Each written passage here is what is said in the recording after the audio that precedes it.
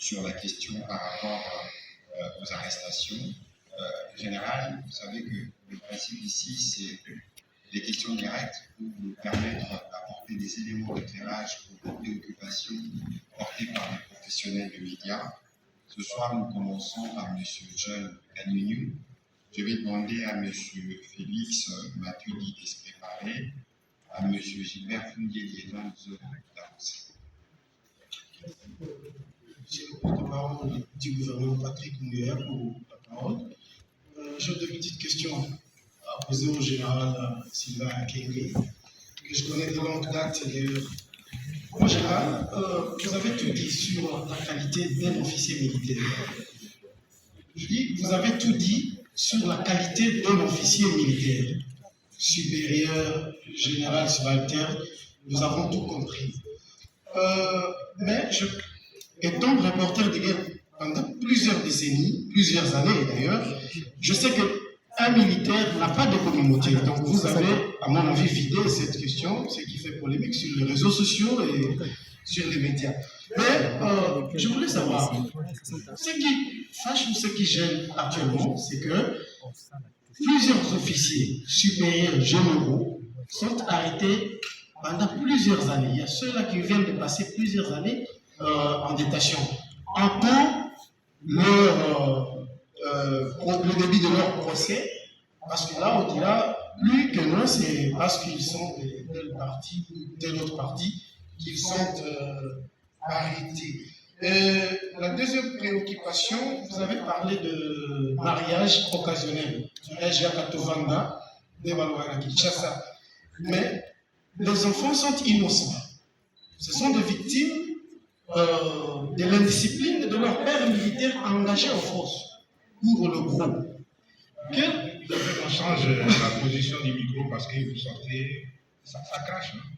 Oui, je disais ceci, je me répète. Les enfants issus de ces mariages occasionnels sont des victimes.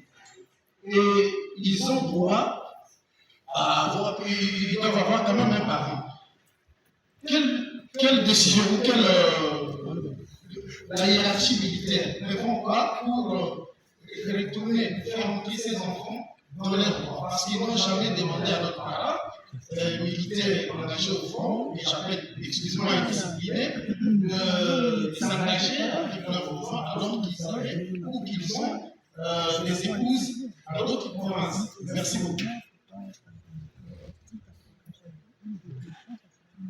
Merci, John.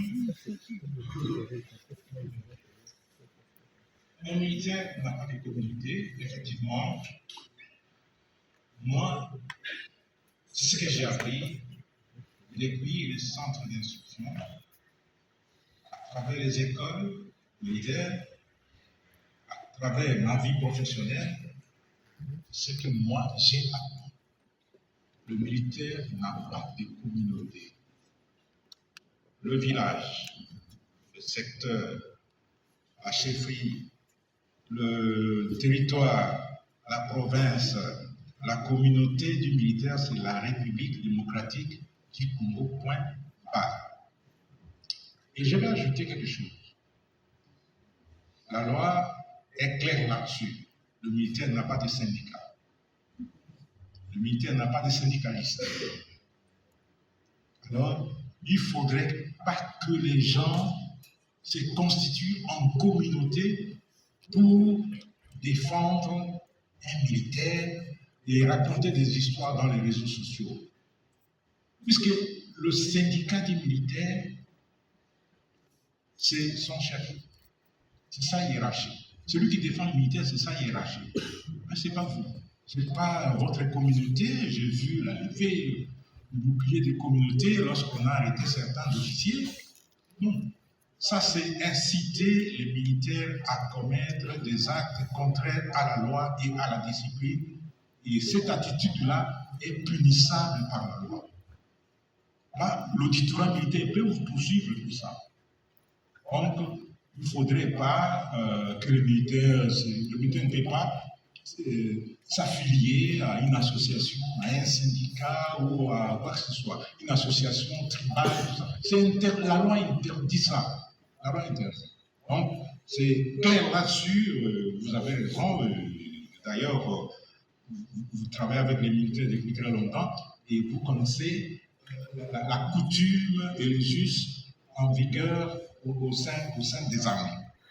S'agissant des enfants issus de ces mariages que j'ai appelés illégitimes, effectivement, sont des victimes, des victimes innocentes.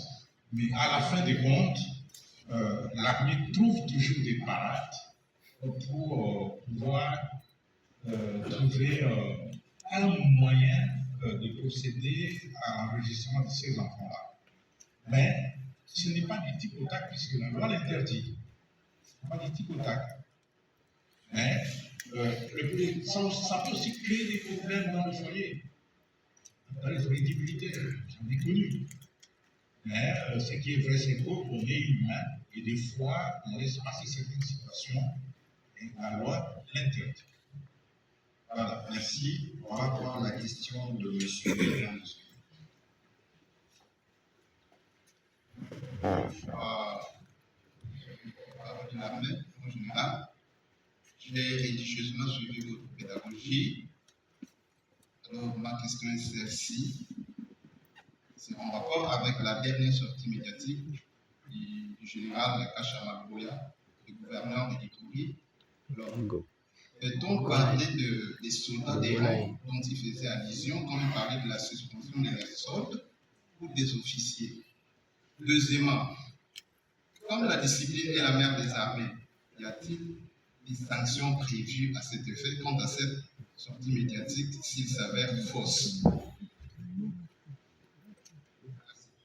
Si vous parlez de la sortie médiatique de Jean Bouya, je ne suis pas qualifié pour parler de ça, parce que le Jean Bouya a une double casquette. Il est à la fois lieutenant général, officier de l'armée, et il est aussi politique.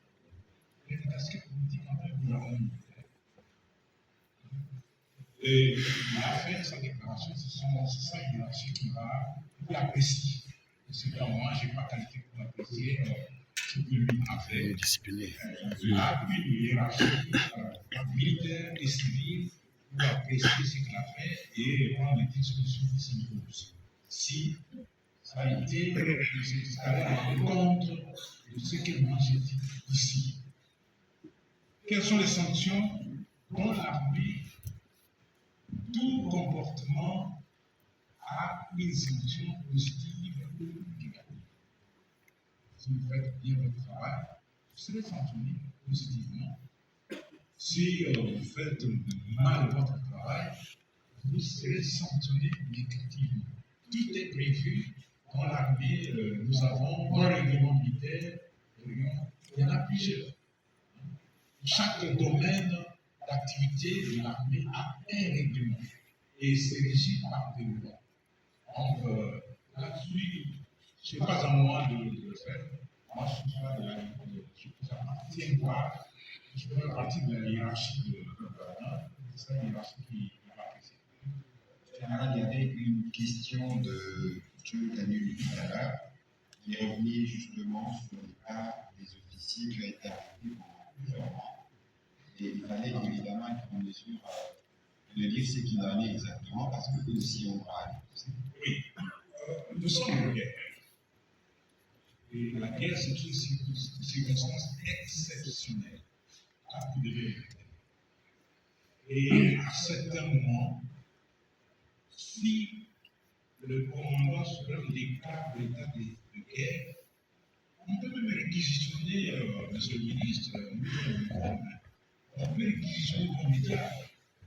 Vous n'allez pas dire que Je suis déjà en nous sommes en guerre. On est en guerre. Il y a certaines circonstances exceptionnelles qui sont appliquées. Il y a des officiers qui sont arrêtés pour des raisons évidentes. Imaginez qu'en Dolo, il y a des officiers qui ont été condamnés pour avoir détourné 20 000 $. Ah, c'est une réalité.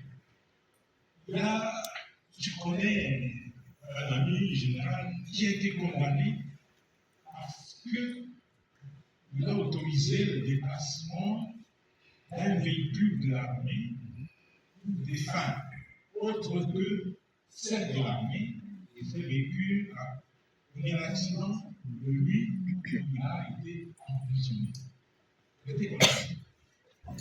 Et imaginez quelqu'un qui détourne des 100 000 $.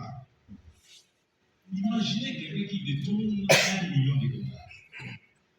Et les gens disent que parce qu'on les arrête, parce que ce sont des soignants fous. On les garde longtemps. Non. La procédure, les gens en guerre, la procédure en temps de guerre,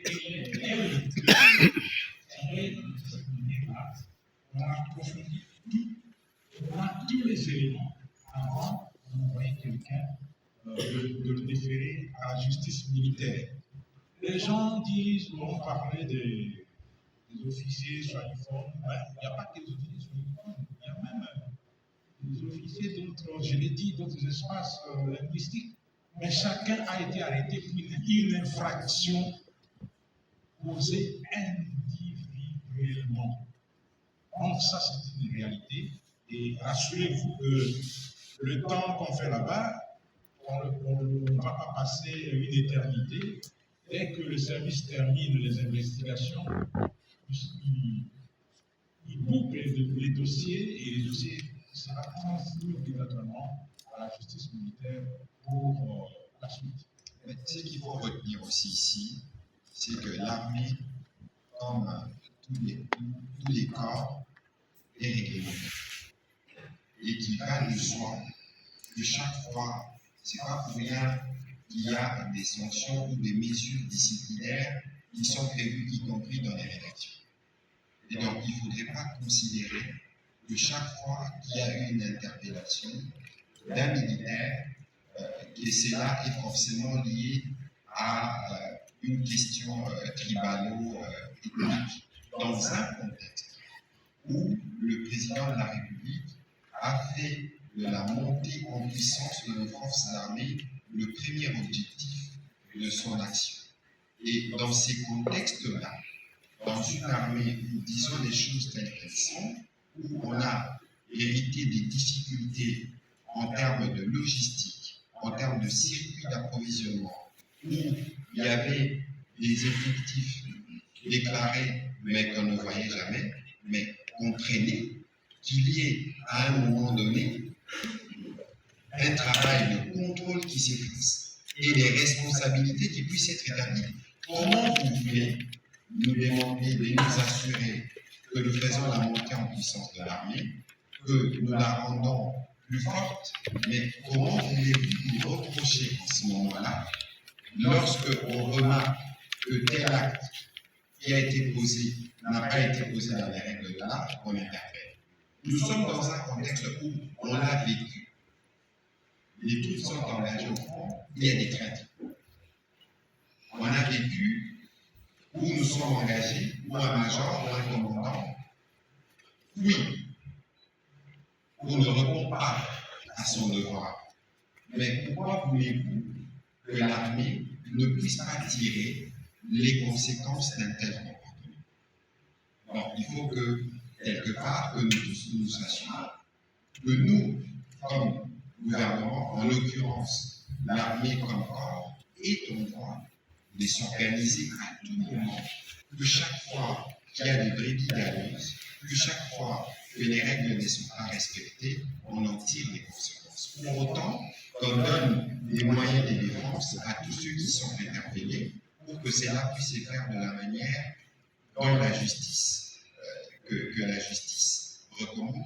Il faut que cela soit bien clair, ça éviterait d'avoir de suspicions inutiles dans un contexte où il y a trop d'attention qui sont accordées à l'armée par rapport à la situation que nous avons et que parallèlement, beaucoup des moyens sont engagés. Nous devons nous assurer que ces moyens parviennent aux troupes et ceux qui, dans leur gesticulation ou dans leur action, ne font pas parvenir les moyens destinés aux troupes, ne nous empêchez pas de tirer les conséquences. Qui sont interpellés, et maintenant que les efforts sont mis pour améliorer les conditions de travail des villes militaires, il ne peut pas se permettre de voir les officiers dilapider les moyens mis à leur disposition par les gouvernements. Voilà, ainsi que les